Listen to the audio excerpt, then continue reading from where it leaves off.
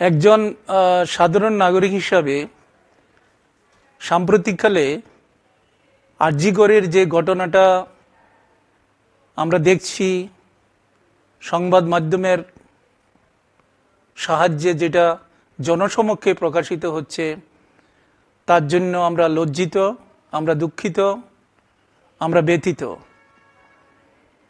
আমরা একবিংশ শতাব্দীতে সভ্য জগতের মানুষ হিসাবে নিজেদেরকে দাবি করি, অথচ প্রতিনিয়ত দেশের বিভিন্ন অঞ্চলে যেই সব অসামাজিক, অনৈতিক ঘটনা ঘটছে, শিক্ষিত নাগরিক হিসাবে আমরা তার জন্য লজ্জিত।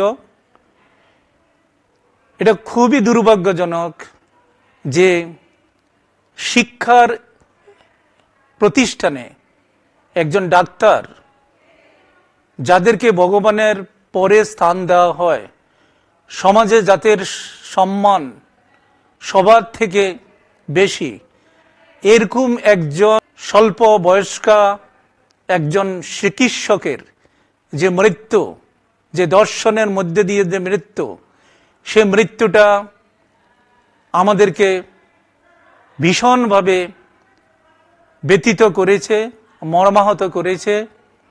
সাধারণ নাগরিক হিসাবে আমি তার প্রতিবাদ করছি। আমি সুস্থ সমাজের কাছে, সমাজের সমস্ত নাগরিকের কাছে আমার বিনীত আবেদন, বাংলাকে আমরা কোনোভাবে আমাদের যে প্রাচীন গৌরব, সেই গৌরবের থেকে আমরা বাংলাকে কোনোভাবে বিচ্যুতি হতে দেব না।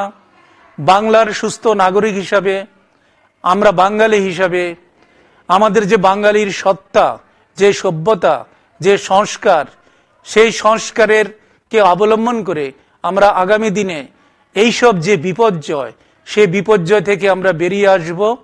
এই শুভকামনা আমাদের সমস্ত বুদ্ধিজীবী সমাজের প্রত্যেক নাগরিকের কাছে উদয় হোক, এবং এইটাকে আমরা শেষ চরম দুর্ঘটনা হিসাবে যদি ভেবে থাকি, তাহলে এর দুর্ঘটনা যাতে আগামী দিনে আর কোনোভাবে না হয়, সেজন্য আমাদের যারা রাজনীতিবিদ, যারা সামাজিকবিদ, যারা সংস্কারক, যারা প্রাতিষ্ঠানিক, যারা সাংবাদিক, সবাই একসাথে আমরা এক সূত্রে আমরা যে স্লোগান দেব, সে স্লোগান হচ্ছে আমাদের বাংলা এই ধরনের কুকর্ম এবং অত্যাচার, তার থেকে মুক্তি পেতে আমরা দৃঢ় প্রতিজ্ঞ।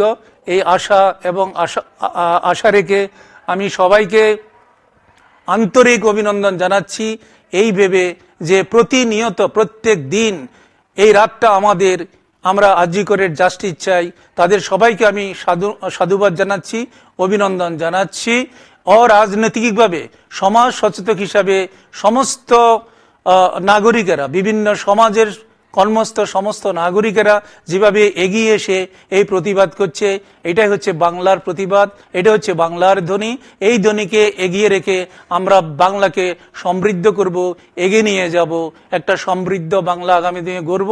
যেই বাংলার ফসল হিসাবে আমাদের যারা প্রজন্ম, আমরা যাদের বাঙালি, আগামী দিনে তারা সমৃদ্ধ হবে, তারা বাংলার গৌরব, বাঙালি হিসাবে তারা গৌরববোধ করবে।